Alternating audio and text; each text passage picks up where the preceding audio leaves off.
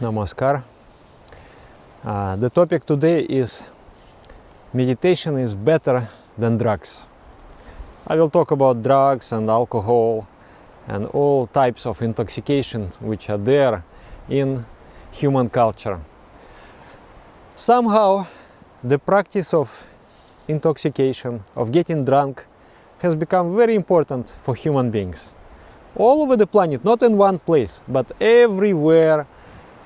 You take the example of India, Africa, America, Siberia, everywhere, Europe.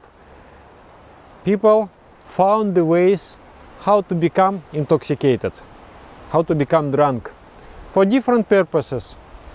Recreational purposes, for the purpose of relaxation, for the purpose of creativity, and even for spiritual purposes.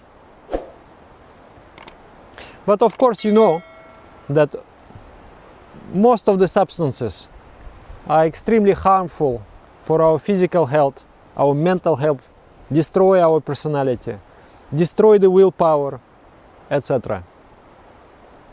But still, intoxication is very important. Intoxication is very important. So I will say that meditation is better than drugs. For example, when you take alcohol, one interesting effect happens. Because of the nervous system becomes disabled. It cannot anymore carry the signal from the external world efficiently. The signal just doesn't go through. The fats of the nerves, they become dissolved by alcohol, and the neurons, they become all glued together, and the signal is not going through. So you become dissociated from the world. You are finding yourself in a bubble of your own existence. And at that moment, what do you feel? You feel strong, confident, happy. You are there in the bubble of your own existence. And people do it because many times we live not our own lives. Something has been imposed on us, we follow it, but I don't feel what am I? What is what I want? What I am? I don't feel that. So that's why people take alcohol, to feel for a moment, to feel myself, to be myself. I want to be myself. It is such a great and wonderful and important feeling. And without that feeling, you can just become mad. That's why alcohol has become, it's like a therapy for many people. In meditation, you dissociate your mind from the external environment, dissociate the mind from the body. You also find yourself in a bubble of yourself, in your own world, in your own feeling. So the person becomes spontaneous. He can finally live his own life. So this is one very interesting similarity. That is why when you start meditating, when you start to get this feeling that I can be myself, then the need for the alcohol, the need for the drugs, they are not anymore relevant, and you easy give them up, all the substances. Also, I feel that when you do meditation, somehow meditation repairs the brain and nervous system. Because the substances damage the brain, the nervous system, they bring the internal chemistry out of balance. So then, as a result of that imbalance, different addictions are created. And when you meditate, I cannot explain scientifically how it happens, but out of practical experience, I would say that nervous system is getting repaired. It is being repaired and repaired and repaired. I would say it will take from 6 months to 12 months for that renovation and reparation of the nervous system. And after those 6 months or 12 months, you will just feel, okay, now I don't need those substances anymore. Now addictions are not there anymore. That is another aspect of meditation. Also, there is a divine intoxication. I love this idea and this state. I also love it. Jaduktam parama brahma. Even the poetry describing it, the shloka, the verse in Sanskrit, extremely beautiful. Jaduktam parama brahma nirvikaram niranjanam tasmin pramadana gyanam tan madhyam parikirtitam. The intense longing, the intense desire to know supreme absolute consciousness. Supreme absolute consciousness, which is formless, beyond the form, transcendental, which is also blemishless, extremely pure. When you want to know, when you want to touch with that formless and the most pure reality.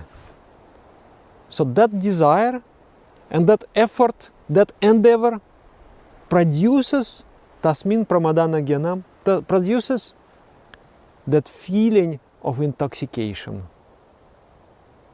And it is termed as madhya sadhana. That is why Shiva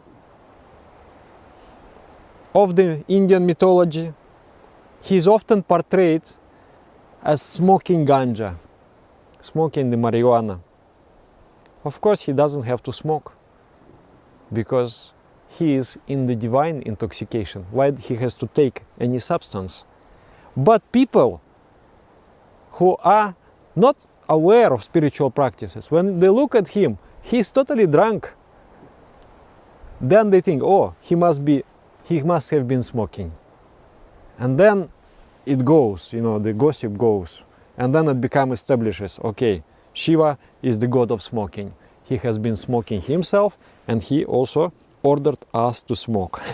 So many so-called yogis in India, they smoke. And then they believe that by this they are knowing the transcendental reality. But this kind of intoxication that comes from substances or from alcohol is extremely crude. It is very heavy and it is impure. It pollutes the mind, it pollutes the body. But intoxication, the divine intoxication, it purifies the body and purifies the mind. How it happens? You just have to sit in meditation for a long time. You sit and you strive. You strive. I want to know that formless supreme entity, which is without blemish, which is totally pure. I want to know it. You strive to understand it with the technique. There are different techniques. Even the technique that you learned with Bhavanam Kevalam meditation, it has the potential to awaken that intoxication in you. But there are higher lessons also, which is called dhyana. Dhyana, the lesson of continuous meditation. And then first you will feel your body and mind very light and very happy, just like you are floating on the cloud. And it's like very little, you are a little bit high. You are not stoned, you are a little bit high, you are just like, wow. And you want to laugh, and you want to talk. I mean, if you're sitting in meditation, of course you don't want to talk. But when after you come out, you just like, your mood is very, very light. Your mood is very, very happy. And then, if you sit longer and you pursue that state, then you experience you become really, really, really intoxicated. I remember one time with my friend, we came to the river and we sat by the river and then we did for, 3 hours meditation like that. And then we enjoyed many, many beautiful, blissful feelings. And then we broke our meditation, then we wanted to go home. And then he came to me, took me like this, and then we went home. Next morning, he said, Dada, if you were not there yesterday, I am guaranteeing you I would not be able to find my way home. And the same things, you will find this everywhere, in every mystical tradition, in Christianity. There you get high by the Holy Spirit. In Islam, Sufism, Rumi, in Tantra, Hinduism, in yoga, everywhere, in every mystical tradition, this state, the mystics, they have experienced. Like Rumi says, he says, I am so drunk, I cannot find the way home. I'm so drunk, I cannot find the way home. And then throughout his poetry, he speaks about wine. And what is that wine? It's the hormones of the pineal gland. What exactly those hormones, I cannot say. A research has to be done. The yogi has to meditate, and the doctors, they have to measure the substances in the blood. But I know this brain is the factory, is the chemical factory, producing beautiful substances. And those beautiful substances, they are released in the bloodstream, you become totally high. And then the interesting thing, that next morning you don't feel any heaviness, you don't feel anything, impurity. You feel love towards the universe. Even you can look at the tree, and then at the same moment you will cry. Because why? Because you love this tree so much.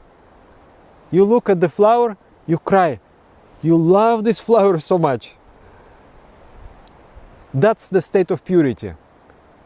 There is no lust, there is no anger, there is no greed, jealousy, pride, attachment, fear, nothing. Just purity.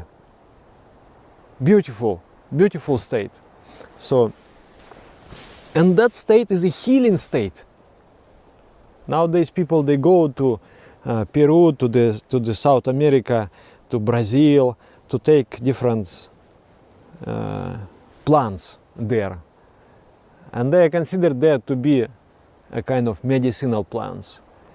But they are, they are psychoactive substances. So yes, and then some people, they report that, yes, we have maybe some things we understood, and then it initiated the process of cure, and then it helped me. Some people say like this. But I would say, why we should depend on any external substances? If our brain, it can produce, if a mushroom can produce it, why my brain cannot produce? If some tree can produce it, why my brain cannot produce? My brain is so complex, so powerful. I will tell him to produce, I will tell the brain to produce, and the brain will produce. So meditation is a treasure house.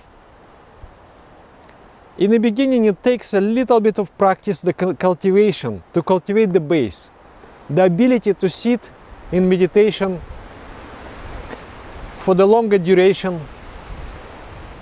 the ability to concentrate. But once you have built up that ability, then you can enjoy.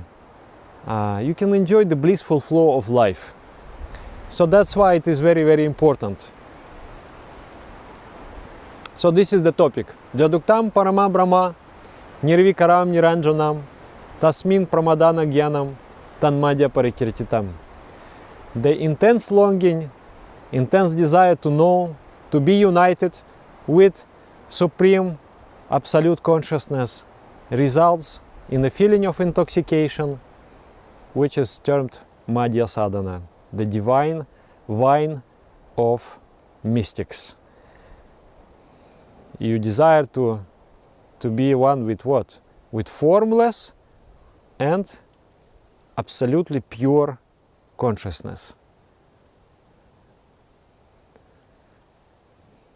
I feel very inspired with that.